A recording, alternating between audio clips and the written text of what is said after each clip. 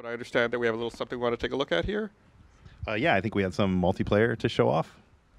Oh, wow. So, yeah, There's multiplayer in Call of is Duty. multiplayer. Announcement. So I don't know if we're ready to cue that up. So it's been a long time since we've had Call of Duty in World War II. I think I had to actually look it up and reference it. It's been since Call of Duty 3 back in '06. It's been over a decade since we've seen some World War II action. What was there any inspiration or what was the thought process to bring it back?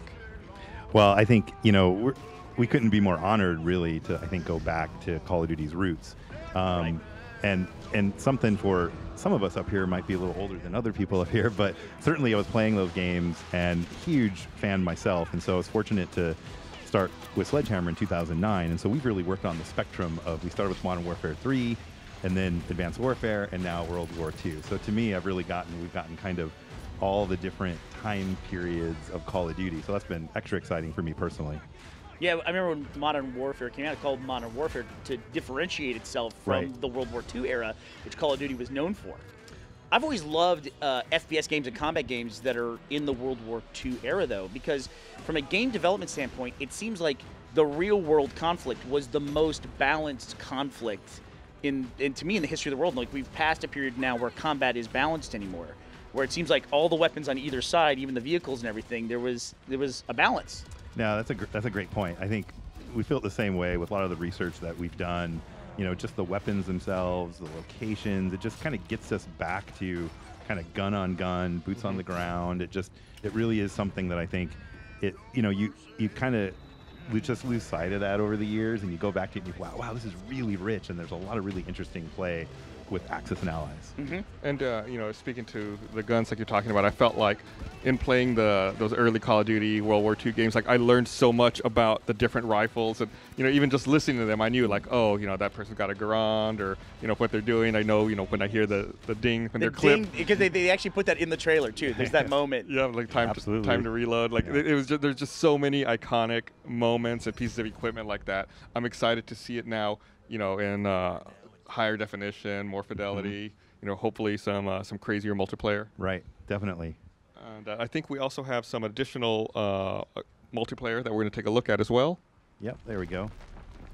So we're taking a look at one of the maps here. Is this the name of the map, the Ardennes Forest? Yeah, Ardennes Forest. This is domination mode on Ardennes Forest. This obviously snow map, kind of out of Battle of the Bulge. And that's been one thing that's been really cool about working on this game is being able to kind of bring that element of history into MP gameplay. So that's been really fun. Just doing the research, learning everything about the conflict and what went on. So that's been great. And go ahead. One of the things too that you'll be seeing in the trailer that I think we're really excited about is something again that World War II, when we specifically with multiplayer, we thought, hey, we really want to relook at some of the key staples of Call of Duty and what could World War II really bring something really fresh, and that was Division. So you'll see some different Division skills happening in here, and that just really was a way for us to allow players to enlist in these 5 iconic, you probably heard about or seen some of that in the materials that are out there with like airborne, infantry, and each of those has their own iconic sort of Division skill that the player can interact with in the second to second. Have you all talked at all about what those skills are or what that means? Yeah, a little bit. Here's a few examples. So if you're airborne, for example, your Division weapon skill is a silencer. So I think you can equip it while you're in battle and take it on and off. So Call of Duty players will know that without the silencer, you'll get some more range. So then there might be times when you're kind of needing to kind of maybe creep into a bunker, or like in this case, get into an area where there's going to be some enemies, but you don't want to show up on the mini-map, so then you'll equip your silencer, and that allows for, I think, some new tactical gameplay.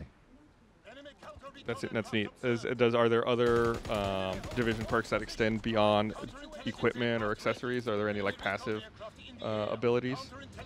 Yeah, so the one important aspect of Divisions is the Divisional Training, and so that's where you start getting into the way that we've kind of reimagined how you create your classes. And part of that in Divisions is Divisional Training, which is unique to each division.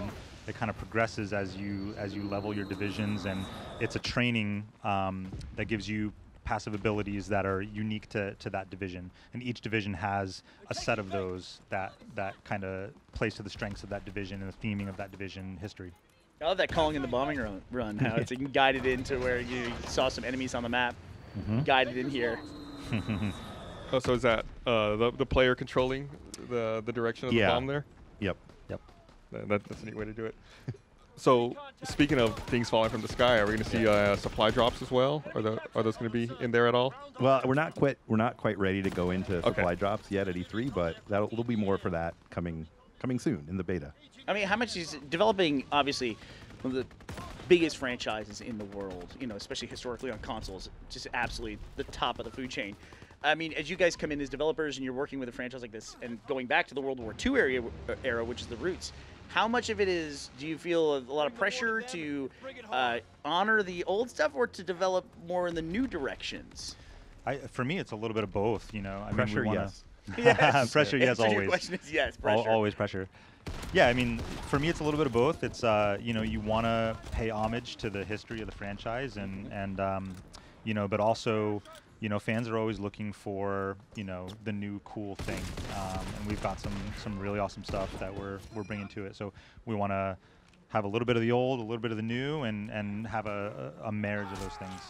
I'm really looking forward to it because this will be the first Call of Duty World War II era game that I've played. I actually started at Modern Warfare. I didn't know that. Yeah, well, our company is we're known mainly as we're associated with the Halo franchise because of Red versus Blue. But our gaming division, we actually launched with Call of Duty. We had an achievement race in Modern Warfare because all the achievements were in campaign. That's right. So me and one of our other guys, Jeff, we spent a weekend just racing through trying to unlock everything. It basically came down to the Mile High Club, which was that airplane level where you had to go through in like a minute 30, and it was just all muscle memory, but took like 20 hours to get. So yeah, that's the Call of Duty franchise is a very special place in my heart, and I'm looking forward to playing in World War II. I do want to note that we're on a different map now. It was I'm gonna butcher it. Yep. Pointe Du Hoc. Pointe Du Hoc, you nailed it. Yeah. Yeah, it was almost like I was sitting next to a French person for a moment. So this is another, good example of just kind of bringing the history into multiplayer gameplay. This was a key location for the Allies in the invasion of Normandy. So this was one of the, it's kind of a cliff top, bunker and trench complex that was assaulted by the Army Rangers on D-Day.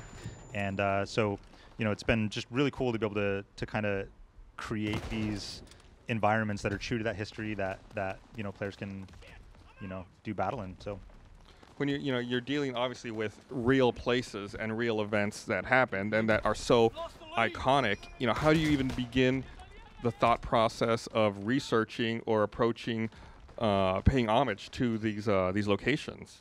I mean, some of the first things that we do obviously is just a lot of research and reading up on the history of what happened. We get influence from a lot of different places, but definitely bringing the history of what actually happened at these places, and that definitely does help shape how these environments turn out. So we want to make sure that we are giving players a great gameplay experience, but also treating the history with respect and yeah, absolutely. As much as we can. For a real world conflict, it's one of the great, tragedies is that all these environments that you can use in a game like this are so gorgeous, but it's because this war was fought in these incredibly beautiful places, and it's like you can see the destruction that you guys have built into the maps here. It's one of the great tragedies of this particular war, but it's also in a way, it really kind of drives home the point of warfare and where this conflict takes place. Definitely. Yeah. Are we looking at a different map here? Yeah, so this is one of the things we're super excited about that we're showing here at E3. This is War Mode, which is a brand new gameplay experience that we're bringing to Call of Duty for the first time. It's kind of narrative-driven, objective-based gameplay that players haven't seen before in Call of Duty. And our main goal here was that we wanted players to feel like you're really playing a World War II battle, right? So there's a primary mission objective, and everything that you do from the beginning of the match on is kind of driving towards that objective, and it's kind of the purest representation of World War II in multiplayer gameplay. It's got it. Axis and allies, defenders and attackers, and like here they were attempting to secure this house. It looks like is that the first part of this objective? Defend the command post. Yeah, so we start by kind of capturing a forward operating center, Next, we move on to actually constructing a bridge. So you're doing all these things that, you know, happened in World War II. They had to build and demolish bridges. Right. They had to escort armored divisions, you know, escort tanks, and, you know, you got the infantry and the armored unit kind of pushing forward together. And, you know, we wanted to represent those things and let players, you know, live out that fantasy and empty gameplay. Yeah, it almost like is being able to play a war movie, is what it sounds like. Yeah. And one of the things too about war mode, I think that, you know, just to show kind of the dedication to this mode, is a lot of our modes, you know, they all exist in a map, right? We'll put domination or TDM in the same space, but war mode is all custom tailored because it really needs that for this asymmetrical objective-based gameplay. So we feel like that's, you know, we're just proud of that fact that these things are very tailored to make sure you have the best experience possible. Well, as a gamer, I appreciate that because I've never really been super passionate about, you know, Slayer matches where you just get in and try to kill everybody, you know, or even Team Slayer matches, or whatever it's called, like free for all. You know, I always prefer something that's objective based, and this is it seems like the marriage of the two best aspects of online gaming to me. Yeah, I'm never one who's very good at the Slayer aspect. I'm also not good at it. Yeah. Like, I can't shoot very well. So if there's other ways I can contribute to team success, I'm happy to do whatever I can in that respect. Definitely. We have some very specific questions regarding very specific weapons. I'm sure you're prepared for this. On social media. I understand if you can't answer it, but I feel I'm just impressed by the question, so I have to ask it. Who is this? John T. Real User's asking on Twitter, is there stationary heavy guns, 20mm flat cannons, 88s? Yes to stationary mounted guns. You can see that in one of the maps that we have that we're showing at E3. I think I'll probably leave it at that for now. Okay, there you go. We'll save some surprises for down the road. So there you go. I asked your question, John T. I didn't want him to think I was ignoring it. Yeah, but yeah, I mean, again, that goes back to what I was talking about, like the passion people have and like the depth of knowledge everyone has about those weapons, not only from video games, but from film and, you know, from history class. And just, you know, it was such a huge event in the world to go over. Definitely.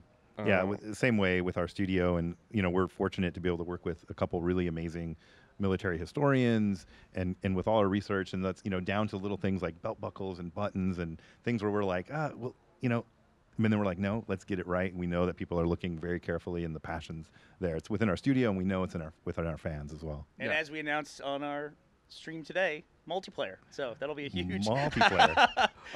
huge new era for the Call of Duty franchise. I'm super excited to get into this game and to pick it up later this year. I'm really happy to see this return. I almost feel lucky that I get to play a Call of Duty World War II experience for the first time, like this year. That's crazy. Or I shouldn't say this year. When is the game coming out?